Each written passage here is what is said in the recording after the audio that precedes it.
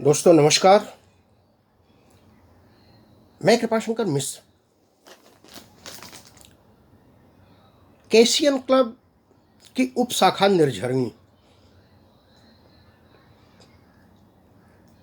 प्रत्येक सप्ताह कवियों की चौपाल आयोजित करती है। इसमें कई कई नए दृष्टिकोण, प्रगतिशील विचार और एक असंभावित महाकवियों की श्रृंखला अब तक जो हमने देखा, आचार्य गोस्वामी तुलसीदास जी, सूरदास जी, कबीरदास जी और पिछले महीने श्री रामधारी सिंह दिनकर जी, जिनके विषय में इस निर्झरणी की चौपाल में व्यापक और विधिवत चर्चा हुई। एक तरह की व्याख्यानमाला प्रस्तुत की गई और उनके रचना और सृजन साहित्य को विधिवत इस पटल के माध्यम से लोगों में बांटा गया, पहुंचाया गया। आने वाले हमारे नए युवा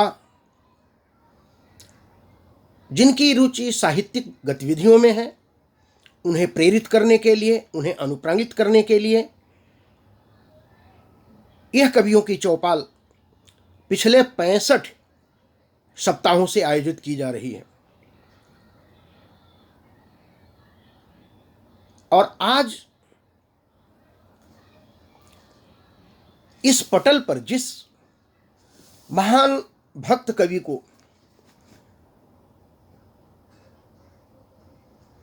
मध्यकालीन कवियों में जिनकी गणना है, आप एक तरह से राज दरबारी कवि भी रहे हैं और अकबर के नवरत्नों में से एक आपकी भूमिका रही है। आप सेनापति रहे हैं, उनके मंत्री रहे हैं और आश्रयदाता रहे हैं। दान वीरता में आपकी निपुणता रही है। आप कूटनीतिज्ञ रहे हैं, बहुभाषाविद रहे हैं, कला प्रेमी रहे हैं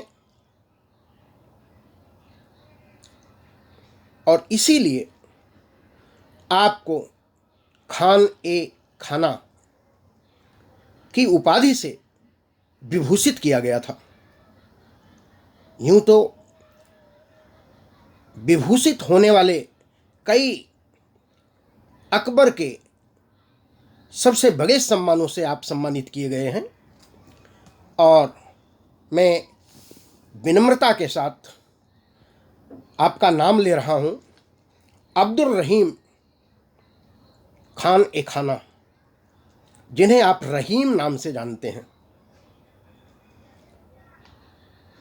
रहीम अपने जीवन क्षेत्र में मैं थोड़ी सी इनकी जो पृष्ठभूमि है वो बताते हुए आपको आगे लेके चलूँगा, क्योंकि बिना किसी रचनाकार की पृष्ठभूमि को जाने हुए आप उसके विचार, उसके दर्शन, उसकी रचना धर्मिता को पहचानने में मुश्किल आती है। तो मैं आपको बताऊं कि अब्दुल रहीम खान ए खाना रहीम जी का जन्म 1556 ईस्वी में लाहौर में हुआ था। 1556 ईस्वी और इनकी मृत्यु 1627 ईस्वी में आगरा में हुई थी और इनका मकबरा दिल्ली में बनाया गया था। इनकी माता जमाल खान की बेटी थी सुल्ताना बेगम। मैं सुल्ताना जी के विषय में फिर से बताऊंगा। इनके पिता का नाम था बैरम खां। बैरम खां मुगल सल्तनत के सबसे महान शासक के सबसे महान संरक्षक अकबर जब 13 वर्ष का था तब बैरम खां ने अकबर को संरक्षित किया, उसे संचालित किया, उसे बड़ा किया, उसे पाला पोसा और सारी राजनीतिक गतिविधियों से उसका परिचय कराया। लेकिन दुर्भाग्यवश उसके 60 वर्ष की अवस्था में उसका कत्ल कर दिया जाता है और कत्ल करने का आरोप राजद्रोह होता है। इतना विश्वसनीय, इतना महान चरित्र जिसने अकबर को महान बनाने में अपना यश, अपना वैभव, अपनी शक्ति, अपना बल, अपनी कूटनीति सब कुछ समर्पित कर दिया, लेकिन अंतिम समय बहुत ही दर्दनाक रहा। बैरम खां के मरने के बाद उस समय रहीम की उम्र 13 वर्ष थी। अकबर ने रहीम को अपने दत्तक पुत्र के जैसा पाला पोसा, उन्हें बड़ा किया, उन्हें पढ़ाया लिखाया और सेनापति बनाया, प्रशासक बनाया और अपने 9 रत्नों में से राज दरबारी कवि बनाया। इनकी पत्नी का नाम था महाबानू बेगम। महाबानू बेगम से 2 संतानें हुई थी। इनके गुरु थे मुल्ला मोहम्मद अमीन। मुल्ला मोहम्मद अमीन और इन्होंने जो अपनी रचनाएं की, रचनाएं तो इन्होंने बहुत सारी लिखी, मैं बाद में इनकी रचना पर चर्चा करूंगा, लेकिन इनकी रचनाओं के जो सूत्र बिंदु थे कलम और तलवार। हमारी संस्कृति में शस्त्र और शास्त्र का विवेचन मिलता है। अगर साहित्य के साथ शस्त्र नहीं जुड़ा है तो शक्तिशाली भाषा, शक्तिशाली प्रभाव उसका नहीं हो सकता है।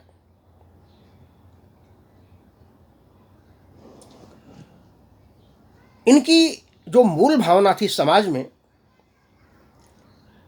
सामासिक समाज,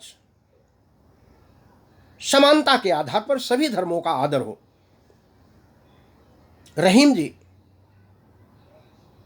इन्हीं विचारों के उपासक थे। इनके जीवन सूत्र में एक और बात थी, प्रेम, मानव से मानव का प्रेम।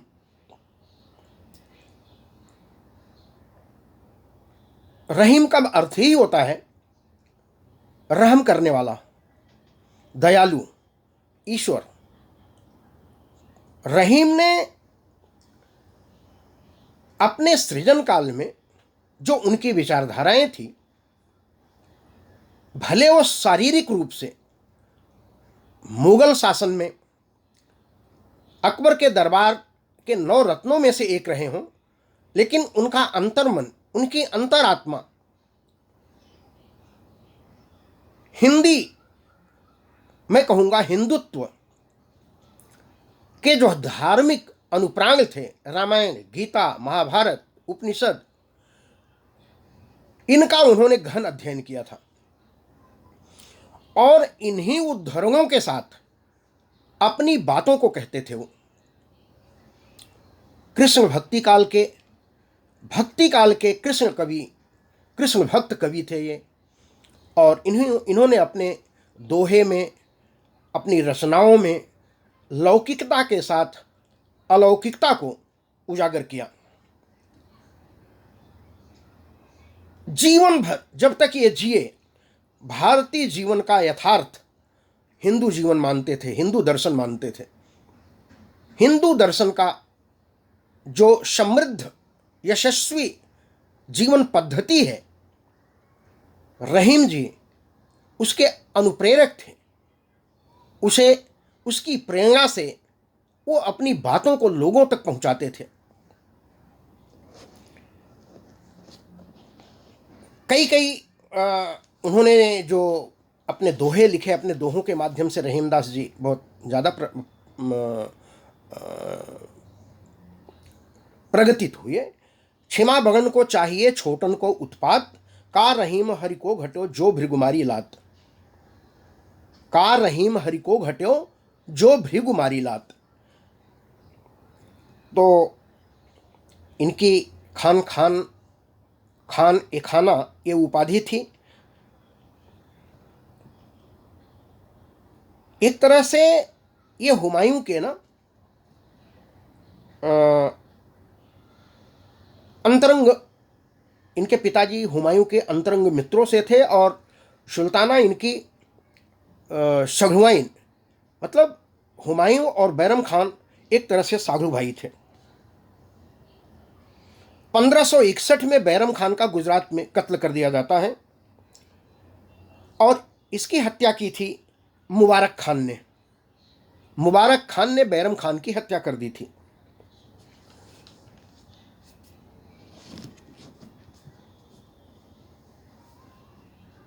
मिर्जा खान,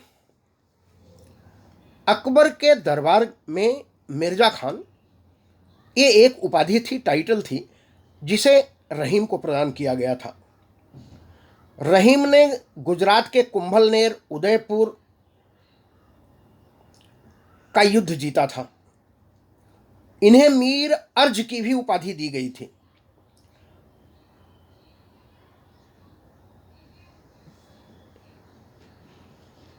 इनके संस्कृत के गुरु बदायूनी थे। सवैया, सोरठा, छप्पे, बरवे छंदों में इनके कवित्व की रचनाएं हुई हैं। उनकी समस्त रचनाएं मुक्तक शैली पर रचित हैं।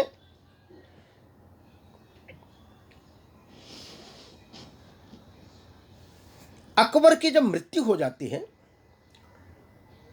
तो दुर्भाग्य देखिए, जो स्थिति पिता बैरम खान की हुई थी, बैरम खान की हत्या के पश्चात सुल्ताना के साथ अकबर शादी कर लेता है। रहीम की मां सुल्ताना थी, लेकिन जब अकबर खत्म हो जाता है और जहांगीर आता है तो रहीम के ऊपर राजद्रोह लगा करके उसकी समूची संपत्ति को ले लेता है। इसलिए रहीम का अंतिम समय बड़े कष्टों में बीता था।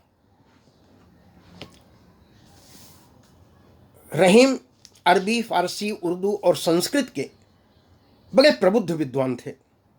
रहीम सतसई, श्रृंगार सतसई, मदनाष्टक, रास पंचाध्यायी, रहीम रत्नावली, बरवें, और इन्होंने नाट्य काव्य में नायिका भेद के रचनाएं की हैं। इनकी रचनाएं खड़ी बोली, ब्रजी और अवधी में हुई हैं।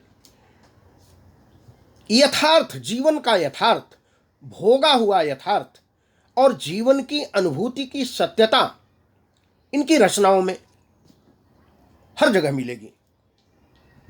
भक्ति, वैराग्य और श्रृंगार, हास परिहास इनकी रचनाओं में देखने को मिलता है। एक मुसलमान और इस्लाम धर्म स्वीकार करने वाला कवि कृष्ण भक्ति को स्वयं में समाहित करता है, ये बहुत बड़ी बात है। ये बहुत बड़ी बात है और शायद यही कारण है कि रहीम हिंदुत्व की विचारधाराओं से बहुत ही अनुप्राणित थे और हमारा यह समाज भी उन्हें बड़े सम्मान की दृष्टि से देखता है। इसलिए नहीं कि वो कृष्ण भक्त कवि थे, इसलिए कि इस्लाम धर्म का प्रवर्तक हिंदुत्व की पद्धति को, हिंदुत्व की विचारधाराओं को इतना सम्मान की दृष्टि से देखता है। रहीम ने तुर्की भाषा में बाबर की आत्मकथा लिखी थी, जिसका नाम था तुझके बाबरी। फारसी में इसका अनुवाद किया गया और इसका नाम बदला गया मआसिरे रहीमी, मआसिरे रहीमी। और आईने अकबरी रहीम ने लिखी। रहीम अपने दोहों के माध्यम से इस समाज में व्याप्त विषमता को बड़ी सरल और सहजता से कह जाते थे। एक ही साधे सब सधे, सब साधे सब जाए, रहीमन भूल ही सींच वो, फूले फले अघाए।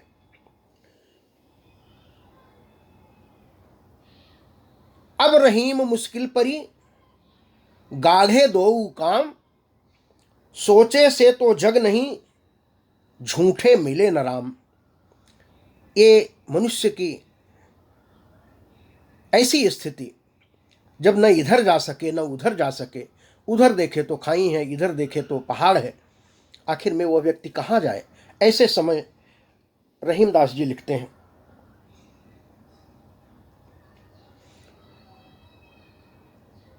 तो ये समूची जो पृष्ठभूमि है ये रहीम जी की है। इसके चतुर्दिक इन्होंने अपनी रचनाओं को रचा। इन्हीं दोहों के माध्यम से मैंने उन पर अपनी रचना के माध्यम से प्रकाश डाला है। रहीमन या रहमान है, या रहीम रमजान, घट घट में जो रम रहा, ईश्वर वही महान। अकबर के नवरत्न में एक आपका नाम, मिर्जा खां या मीर अर्ज, अकबर का सम्मान। सुल्ताना की सल्तनत, बैरम खां की शान, अकबर ने सुत मान कर किया खान ए खान। सेनापति विद्वान था, दान वीर गुणगान, आश्रयदाता शिष्ट प्रशासक, नीतिवान बलवान। भाषाविद साहित्य का ग्रंथ लिखा बहुभांति, शस्त्र शास्त्र के भाव से लेखन द्विगुणित कांति। शस्त्र शास्त्र के भाव से लेखन द्विगुणित कांति। अंत समय की वह व्यथा, राजद्रोह अपमान, जहांगीर ने ले लिया दिया हुआ सम्मान। रचनाएं इतनी दिया, नाट्य काव्य श्रृंगार, दोहे बरवे छंद से दिया अनुष्टुप प्यार। कृष्ण स्नेह से रहीमनी, अकबर के एक रत्न, दरबारी कवि थे भले, शासक रहे अभिन्न। भावों की अनुभूति को दिया सत्य का रूप, मन से मानो जो जय, वही राम का दूत। अरबी उर्दू फारसी संस्कृत के विद्वान, मदनाष्टक पंचाध्यायी, सतसैया सा ज्ञान। ब्रज अवधि में लिख दिया भक्ति ज्ञान वैराग, कृष्ण भक्ति के पद लिखे बरवें का अनुराग। ये कुछ दोहे थे जिन्हें मैंने अपनी रचना के माध्यम से रहीम के कृतित्व पर प्रकाश डाला है। जो उर्दू फारसी अरबी का अद्भुत ज्ञान रखता था, जो उर्दू फारसी अरबी का अद्भुत ज्ञान रखता था जिसका तन मुसलमानी हृदय हिंदुत्व रखता था शस्त्रों का बड़ा ज्ञाता मगर वह शस्त्र रखता था, बड़ा साधक सुजानी था, सभी का मान रखता था। मुगल दरबार में जिसकी परीक्षा हर घड़ी होती, जहाँ अल्लाह ईश्वर की इबादत एक सी होती, जहाँ विश्वास जीवन को बनाता सामयिक सबका, सभी में नूर उसका है, सभी संतान हैं उसकी। रमा जिसका हृदय रब में, उसे चिंता नहीं जग की। रमा जिसका हृदय रब में, उसे चिंता नहीं जग की। सभी का एक रक्षक है, उसी पर आस है सबकी। लगी है बाजियां सबकी, कहाँ पर धन की दौलत है। जन्म पाया है मानव का, उसे जप ले अरे अब की, उसे जप ले अरे अब की, जो सेनापति हो अकबर का लगाई जीत कर आया, मिले सम्मान इतने शौर्य का डंका बजा आया, बड़ी ही बुद्धिमत्ता से नमक का रिंग चुकाया था, तभी नवरत्न तभी नवरत्न तभी नवरत्नों में से एक वह रहीमन कहाया था। सृजन साहित्य की जिसने विरासत दी जमाने को, रमी थी कृष्ण में भक्ति समर्पित भव उठाने को, कोई इस्लाम का बंदा सभी धर्मों का कायल हो, अजूबा है जगत का यह खुदा ईश्वर मिलाने को, हकीकत यह मुगल की है हकीकत यह मुगल की है, न बैरम खान को छोड़ा, दिया जो जिंदगी अपनी उसी की जिंदगी ले ली, यही तो व्यूह रचना की जहांगीरी ने उससे भी लगा, आरोप द्रोही का हड़प जागीर सब कर ली, जहां गुणवान होना भी निमंत्रण मृत्यु को देता, जहां निष्ठा वफादारी अदावत दृष्टि को देता, वहां भी लोग इतने बाअदब से नाम लेते हैं, जहां होती परीक्षा पास को भी फेल कर देते, जहां होती परीक्षा पास को भी फेल कर देते, रहीमन विपदा हो भली जो थोड़े दिन होए, हित अनहित या जगत में जानी परत सब कोय। दोस्तों, यह रहीम के विषय में जिन्होंने हमें, हमारे समाज को, हमारी संस्कृति को अनुपम और अनुकरणीय भेंट प्रदान की, मैं उन्हें सादर नमन करता हूं। और इस पटल पर मुझे अपने विचार रखने के लिए केसियन क्लब निर्झरणी की उपशाखा कवियों की चौपाल को भी मैं हृदय से धन्यवाद देता हूं। धन्यवाद, नमस्कार, जय हिंद।